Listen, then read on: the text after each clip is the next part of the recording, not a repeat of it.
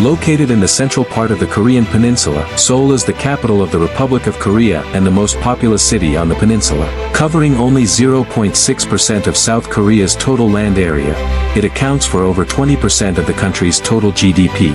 As the core of South Korea's politics, economy, and culture, and a key member of the Four Asian Tigers, Seoul showcases unique charm on the global stage. This city is free, open, diverse, and fashionable. From ancient palaces to modern skyscrapers, you can see both traditional old neighborhoods and affluent riverside districts. It is not only South Korea's economic hub but also a gathering place for fashion and entertainment.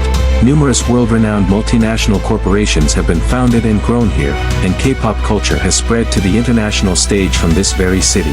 So, what kind of city is Seoul? The magic of Seoul lies in its ability to compress hundreds of years of history into a few kilometers of space. The distance from Gyeongbokgung Palace to Myeong-dong is only 3 kilometers, yet it feels like traveling between two time periods. On one side are the ruins of a royal dynasty's palace, and on the other is a modern commercial district filled with neon lights. Built in 1395, Gyeongbokgung Palace was the grandest royal palace of the Joseon dynasty, which ruled for over 500 years. However, due to subsequent fires and constant wars, the palace was repeatedly destroyed and rebuilt, only to be damaged again. Since the 1990s, the South Korean government has been working to restore the palace to its original appearance. To this day, only 40% of the palace has been restored, but this does not prevent it from being the most famous ancient architectural complex on the entire Korean peninsula. The main gate of Gyeongbokgung Palace is Gyeongwamun, which is regarded as the national gate in the hearts of South Koreans and an important symbol of Seoul's long history. Passing through Gyeongwamun and entering the square, you will see a statue of King Sejong the Great. As the fourth king of the Joseon dynasty, he is hailed as the greatest ruler in the history of the Korean peninsula. The backyard of Gyeongbokgung Palace is the well-known Blue House. After the establishment of the Republic of Korea in 1948, this backyard was converted into the presidential office and remained the political center of South Korea until 2022.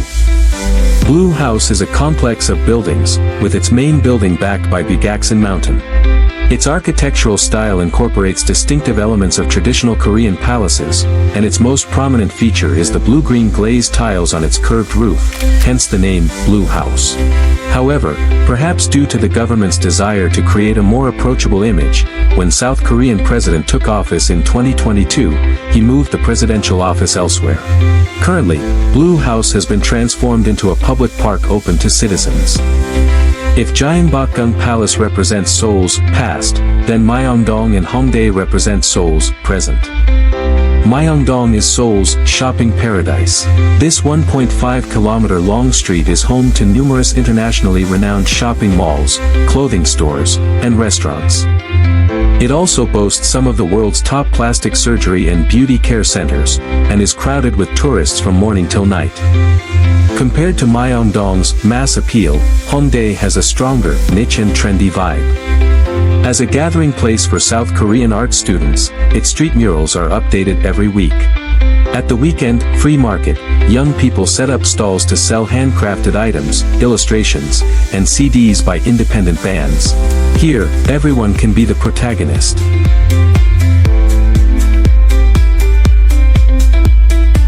Seoul's status as one of the Four Asian Tigers is not due to luck, but to its solid economic hard power.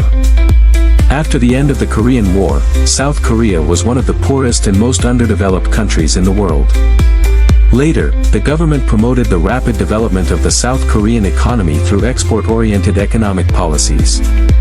In just over 20 years, a large number of world-class multinational corporations emerged, such as Samsung Group, a global electronics giant with diverse business sectors, Hyundai Group, South Korea's largest automaker, SK Group, a leader in energy, chemicals, and information and communications, and LG Group. These companies thrived in Seoul, becoming symbols of the city's economic prosperity.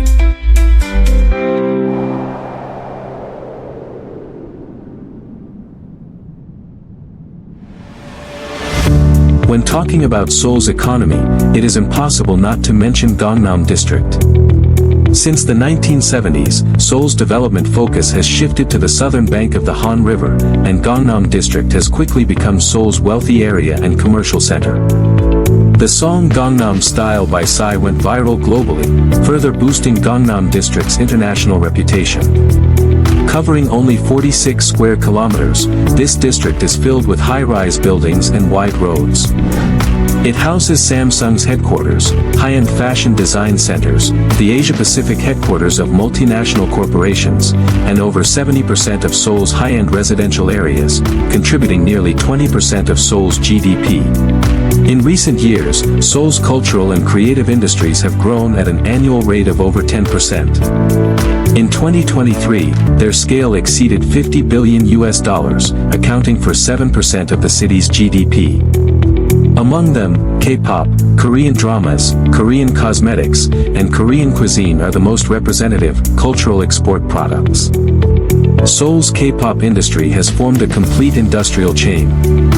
In 2023, the global tour of BTS alone brought over $2 billion in revenue to Seoul. The Korean drama industry is equally powerful.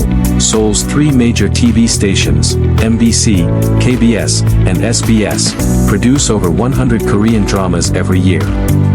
Each hit drama drives consumption in Seoul's tourism, catering, and cosmetics sectors. The Han River is Seoul's mother river, with a total length of 514 kilometers.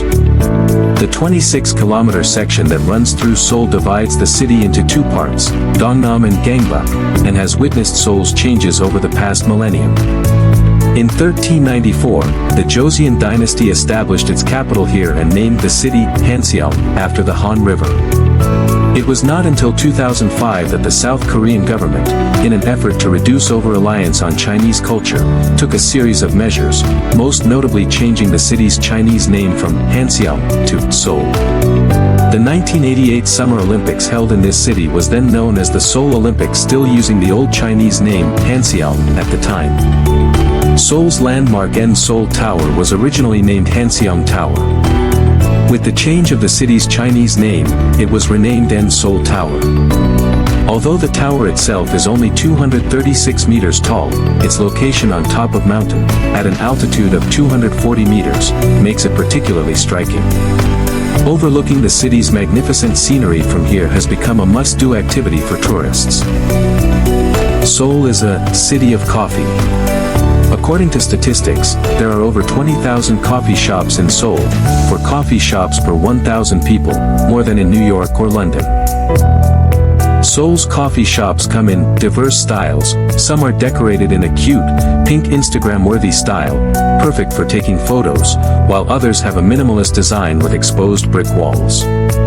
Seoulites love coffee, just as Chinese people love tea. For Seoulites, drinking coffee is not a fad, but part of daily life.